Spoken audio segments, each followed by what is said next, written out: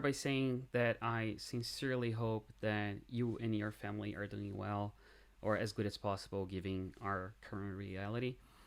My name is Matheus Gonçalves. I'm a lead software engineer on Salesforce on Team Trailhead, and I'm the person responsible for leading the project that created the Lighting Web Component Super Badge on Trailhead as well.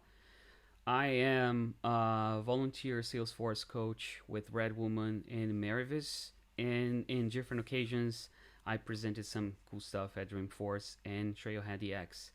I hope you enjoy the ride today. And today we are going to talk about we're going to explore some different concepts here. We are going to talk about how to mock records relationships in Apex. We are going to talk about how to use interfaces to inject dependencies and how to use class constructors to use inject dependencies so we can leverage a data layer for our tests. Uh, well, let's be honest, writing and running tests are not the most fun thing to do. Not to mention when your application is getting so complex that your team starts to see some hiccups, some test hiccups, like timeouts, or your code start to hit Salesforce limits. Does it ring a bell? Anyone? Probably, you probably are facing something similar like that. Similar like that. We all been there. That said, in order to keep our application and our code base healthy, we devs, we need to write tests that will cover most of our code. We also need to bulkify our processes, especially when we are working with tons of records. But sometimes we just need we are just testing a new feature, and this specific part of the test is is not something that requires bulkification, or it's part of something that is already being tested by another bulkify test.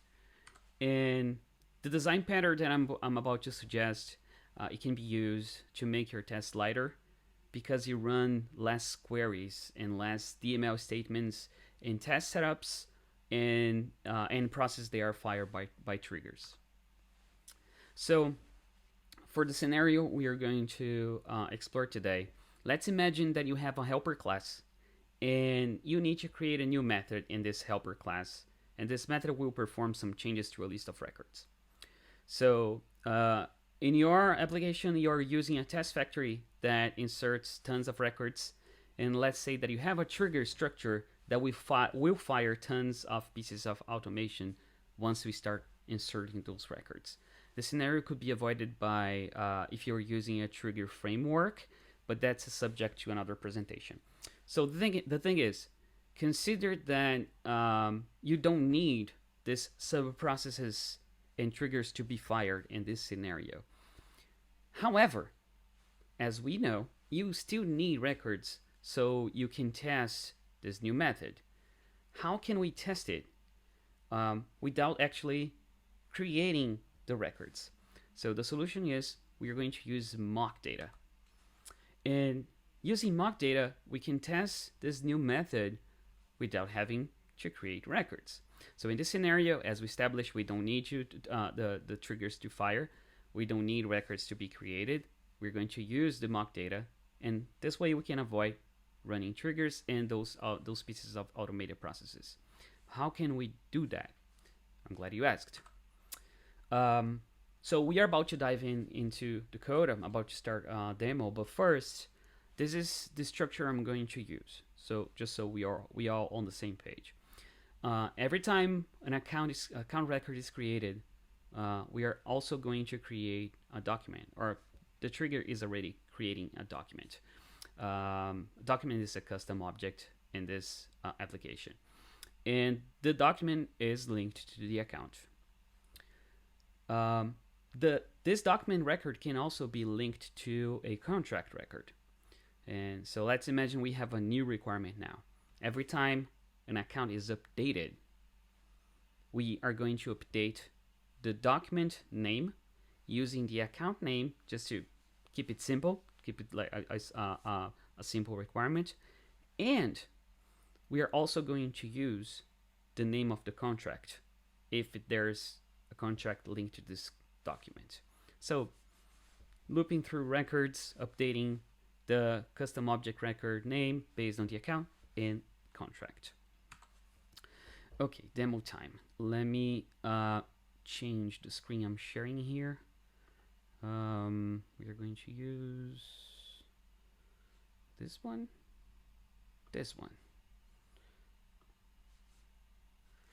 Okay. I hope you can see my screen. So move this here real quick.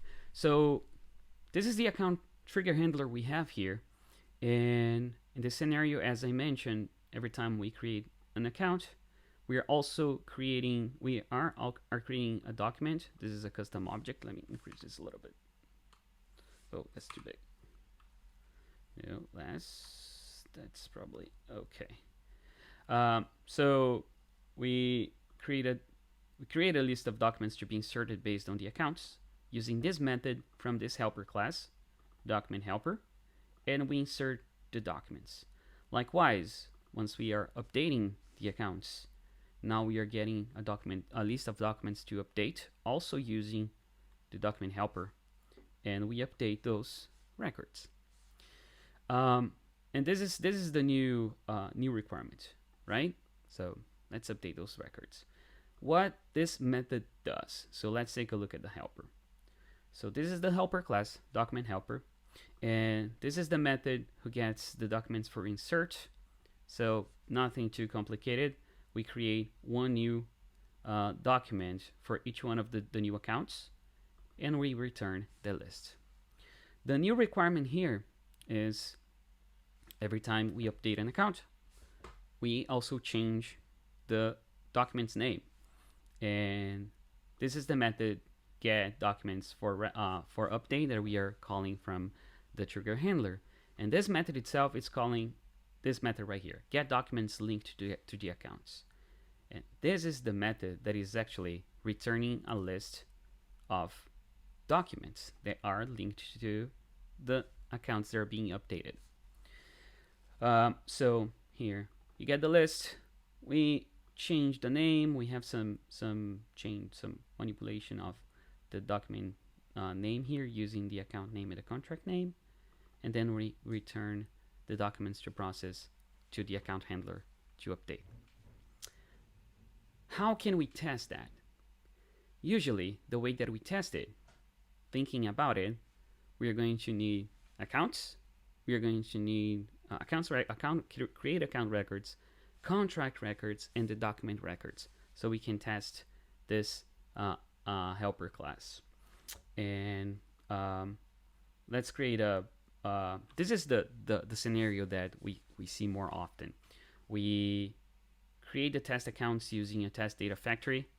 Here I'm creating 201 accounts, and then this is the test that already exists. So we are using the test accounts we created. We query, then we query the documents that are linked to the account, and then we check if the amount of documents is equal the amount of records that were created. That's the after insert trigger context. Now for the new requirement, that where things get a little more complex, and when we start to insert records and fire tons of different triggers. Why? Because again, we need account records, we need contract records, and we need document records to test that new method in the helper class. So we are creating one small method that just manipulate things inside of it, and because we have it, then we are in order to test it, we are creating tons of records. So here we are using the accounts that we created in the test setup. Then we are querying the documents just to make sure, hey, we have as many documents as accounts. Then we are going to create contracts also from the test data factory. We are creating contracts for insert, and we are inserting those contracts. And now we need to update those accounts so we can fire the manipulation that is going to update the documents names. So let's update those accounts. And we update the accounts. And now oh, somewhere, yeah, we create the contracts. Now we are updating the accounts because now we have accounts and contracts linked to the documents. Now we query the documents again. And that's when we start our assertions. So we are creating tons of records to test this. Again, let's imagine that in this scenario, the account trigger handler is already, it has other tests, bulkify tests. So why we are inserting tons of records again just to test this piece of this new feature? How can we avoid all of that? So let's use, I just copied that's the document helper class. I copied most of it to this underclass named document helper with data layer, because that's when things start to get a little more interesting. So how can we make this test, or how can we test this new method without creating records? Okay, good question. So the first thing to do, let's create an interface that can be implemented by other classes. So this interface, let's add it in here, and let's call it iDataLayer, and let's use the same method we have here. And that's the same method we have here, right? That's the method that actually gets the list of records. So here we are using the same name, returning a list of documents, and we pass a map of ID. This is the new map that we are going to use in the trigger handler. That's actually is already being used in the trigger handler, the account trigger handler. Okay, now we have one interface here. Let's create a class that implements that interface. And this class is named, we are naming it data layer, and implements the iData layer, that is this interface, which means that we need this method in here. We need to implement the method get documents linked to accounts in this class. And here inside the document helper with data layer, I'm using exactly the same query that we have here. It's a copy of that method. Okay.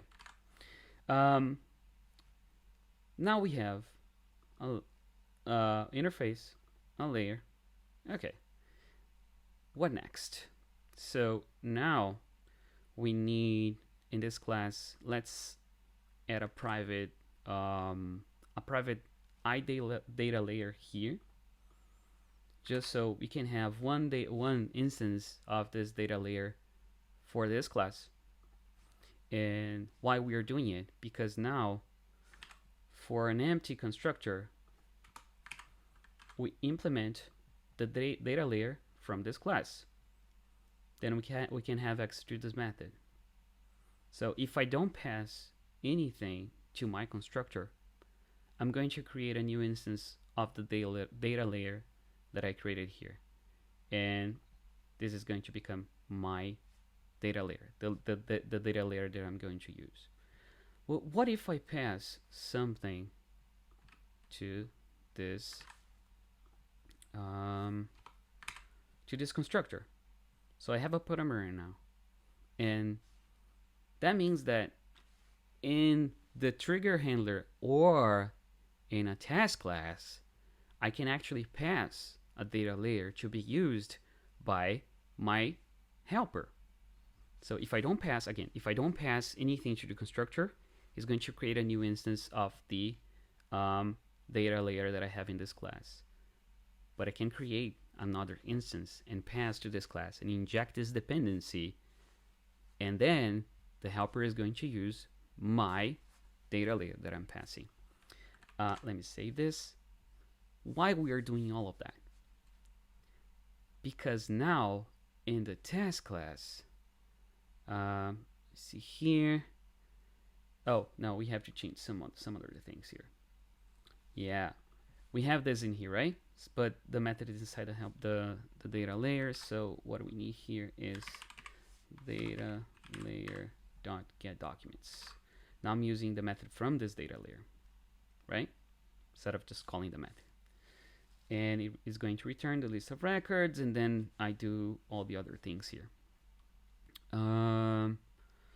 Okay, now is the interesting part, because if we want to test this method, this class right now, to test get documents for update, view doc name, bot doc name, in the other class, in the other task class, we needed to create tons of records, right?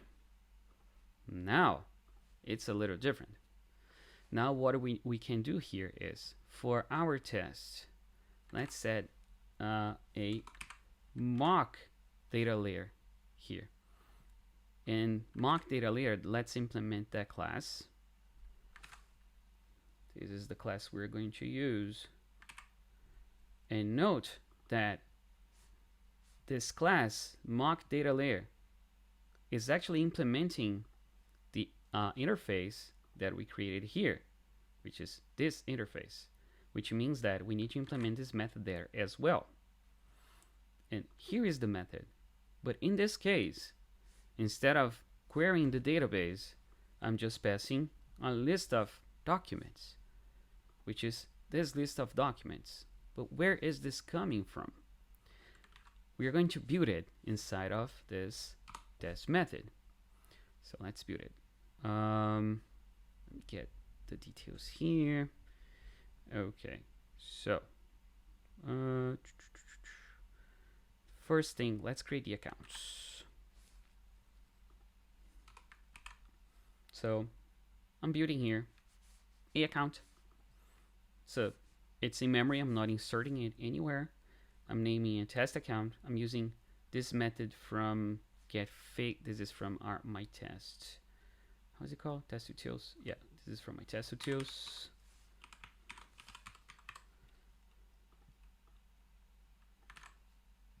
I don't need this in here. And test utils is just creating fake IDs based on the S object, and I'm using a static counter here, so keeps increasing. So I'm creating a fake ID from my account. This is in memory, right? What else we need to do here? Let's add that list of, just in case we need it in the future, let's add it to our data layer. This is not right. That's more like it. So we are adding this account to this list.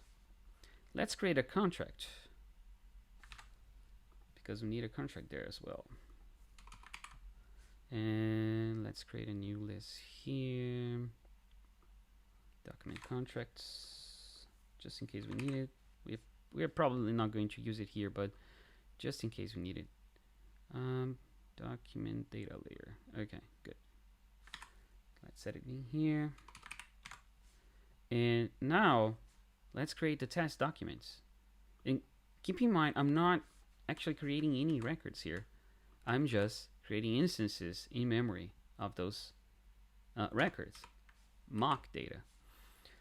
So here I'm creating a document that is also getting a fake ID, and here I'm using the test account as my account, and here is a mock relationship. My record that is linked to this document is this account that is in memory and has a fake ID, has a fake name.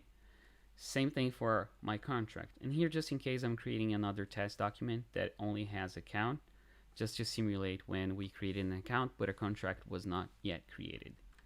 And I'm adding these two documents, test document, and the other one here. Okay, so I'm adding to these mock documents, this list right here. I'm adding the test document and the document without contract. Good. Okay, so we have our fake or mock data, right? Okay, let's implement our helper class here. So let me add one thing here first. So let's create those static variables right here. We have the static mock data layer. Let's also add a tested class. Let's name it tested class, which is our document helper. Let's create a mock data layer as our data layer, right? We're just creating a new instance of it. And with that, now we can start testing it. So let's start the test here. Here, created the mock records test. Let's create a new map with the account that I created. Let's call the method from the test class, passing this new map. This new map is using the account that is mocked.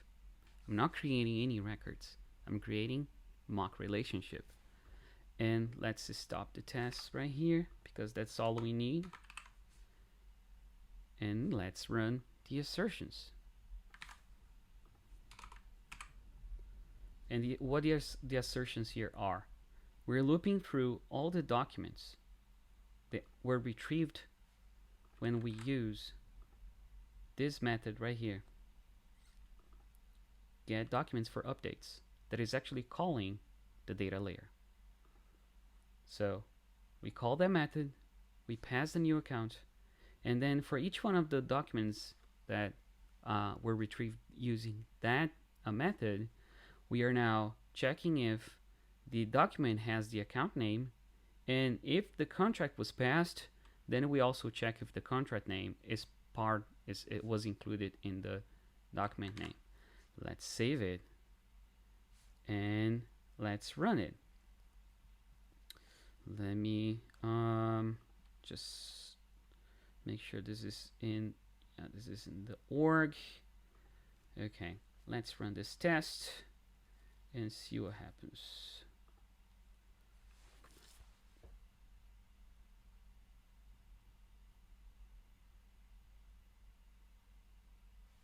It passed, and if we go to our class and check the code coverage, it is testing all of the code we need to test.